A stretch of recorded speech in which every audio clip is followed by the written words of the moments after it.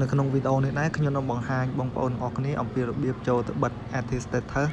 ដើម្បីកុំឲ្យ friend នៅក្នុង Facebook របស់យើងនឹងឃើញយើង online ច្រើនពេកអញ្ចឹងកុំឲ្យខាតពេលយូរយើងទៅតាមដានទស្សនាវីដេអូនេះទាំងអស់គ្នាអញ្ចឹងជាដំបូងឡើយគឺយើងចូលនៅក្នុង Facebook របស់យើងមកហើយយើងចូលនៅក្នុង Setting ហើយយើង scroll ចុះក្រោមហើយយើងចុចទៅលើពាក្យថា Setting and Privacy បន្តមកទៀតយើងធ្វើការចុចទៅលើពាក្យថា Setting បន្ទាប់ពីចុចចូល Setting ហើយយើងធ្វើការអស់ចុះក្រោម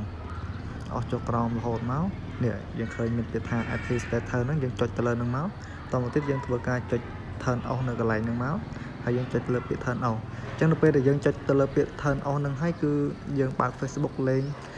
គឺមិត្តភ័ក្តិរបស់យើងដែលមាននៅក្នុងហ្នឹងគឺអត់ដឹងថាយើង online ទេប៉ុន្តែសូមបញ្ជាក់ម្ដងទៀតនៅពេលដែលយើងបិទ Active Status ហ្នឹងហើយគឺយើងក៏ដឹងថាគេ online ដូចគ្នាដែរសូមអរគុណសម្រាប់ការទស្សនាវីដេអូរបស់ខ្ញុំសង្ឃឹមថាបងប្អូនទាំងអស់គ្នាជួយចុច Subscribe នៅ Channel YouTube របស់ខ្ញុំម្នាក់មួយផងដើម្បីទទួលបាននូវវីដេអូថ្មីៗជាបន្តទៀតសូមអរគុណ